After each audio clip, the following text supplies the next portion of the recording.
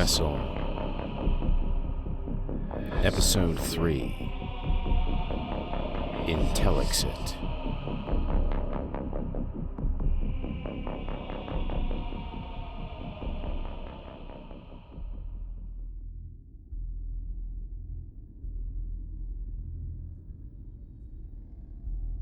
The moment the young guy and girl finally left the med bay with the door contracted shut behind them, he sprang up from the bed, his head pounding. He ripped through the room looking for something, some sign of not just who, but where he was, and what those people were doing to him. Dr. Hannigan had appeared friendly, but that didn't mean he was going to lay back and wait to see if he could trust her and whoever she worked for with his life. The screens were no help. Either he couldn't get them to activate or they showed the same useless medical information the doctor had told him. They were still monitoring his levels. His heart rate and body temperature were much higher now than when she'd read them. The readouts and graphs meant little to him, except they all had one thing in common. They showed flat lines, rising from nothing. No activity at all. To little spikes, and eventually sustained levels of something resembling life. An image flashed across his vision, a memory, like a slice of the past, no larger than a fan blade passing in front of him. He saw plastic closing in on his face as a piercing cold gripped his veins. He struggled to take a breath from an oxygen mask before realizing it was no longer there. He was back in the room of computers, wearing next to nothing, goosebumps covering his arms. Back in the land of the living, he whispered. The metal floor was cold under his bare feet as he explored the room. There were no personal things left in the room, no wallet, no ID, just walls, with vertical sliding panels full of medical instruments. Handheld diagnostics and laser tools for simple cutting were pressed into perfectly recessed silhouettes. He palmed a small blade with a button in the handle before sliding the panel back into the wall. In the lockers, he found the clothes the doctor had mentioned, plain rows of dark gray pants, shirts, and shoes of various sizes. Not even knowing what size he was, he eyed them up and took his best guesses, dressing quickly as he watched the door for the psych doctor who was supposed to be along. As he slipped the shoes onto his feet, he imagined how the evaluation would go. What would they be looking for? Were they worried he might be insane? Would they strap him back down and medicate him into a stupor until he behaved the way they wanted?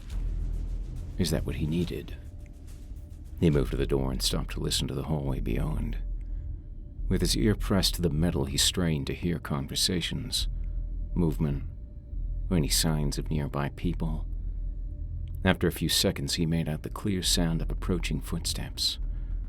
The person wore the same shoes as him, except they moved with the light steps of a woman, or perhaps a smaller man. He pressed the button next to the door and hid to the side as it dilated. The metal hallway stretched a few hundred feet before splitting off into two more passages, both of them leading out of sight. The floor was alternating stretches of solid metal and grating. He peeked further out.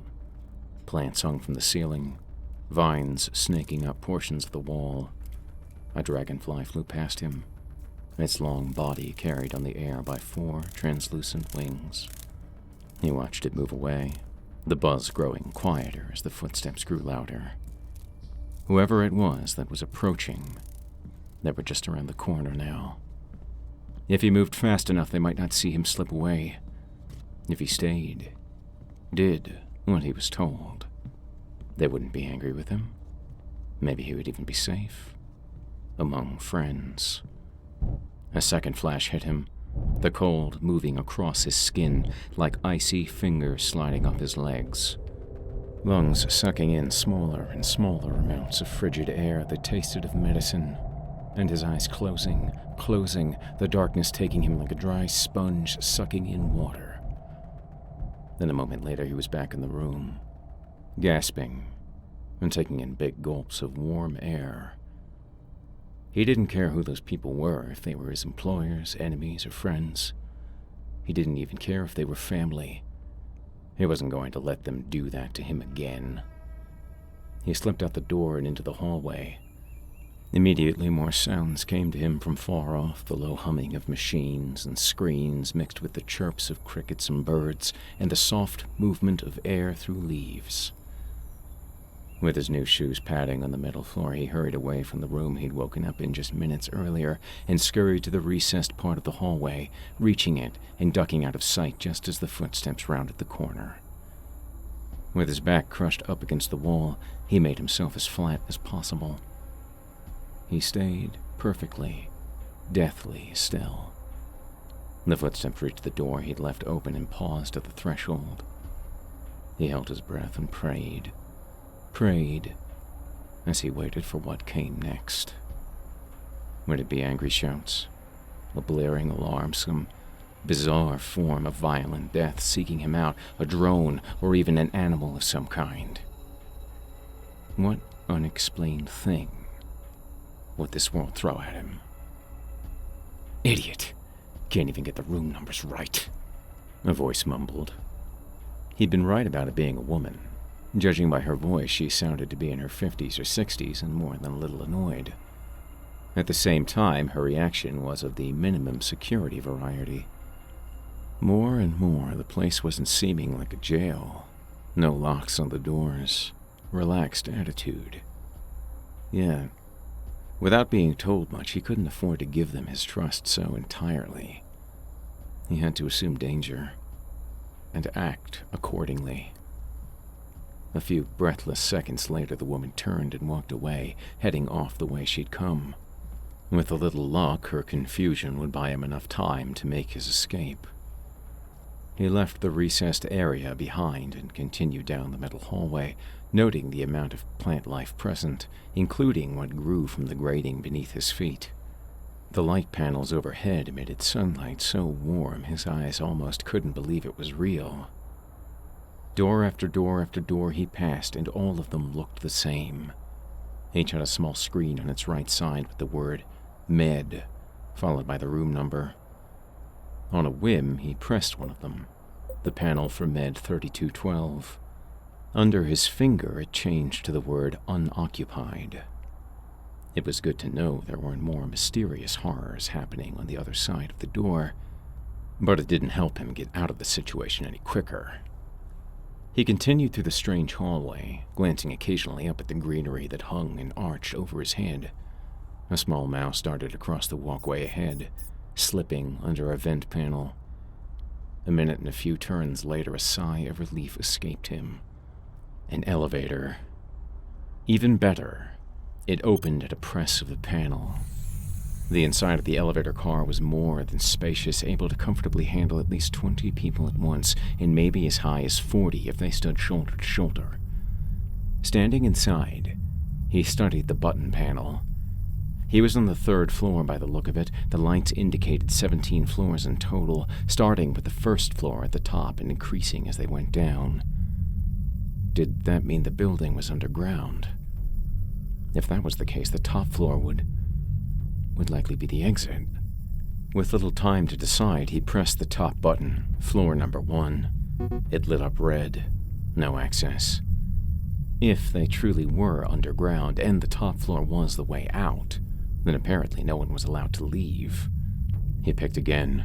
The 2nd floor button lit up. The door closed, and a moment later the elevator car hummed as it ascended.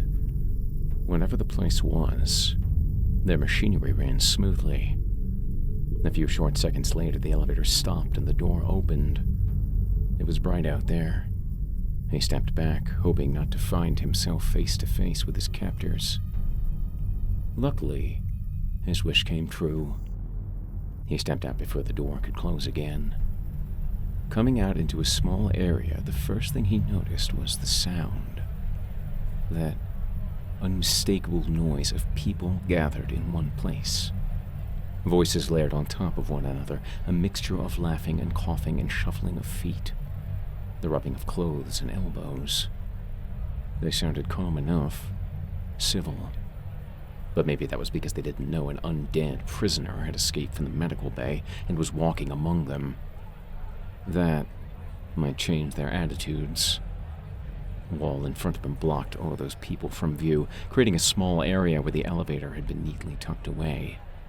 It was almost entirely covered by a screen that acted as some kind of community board.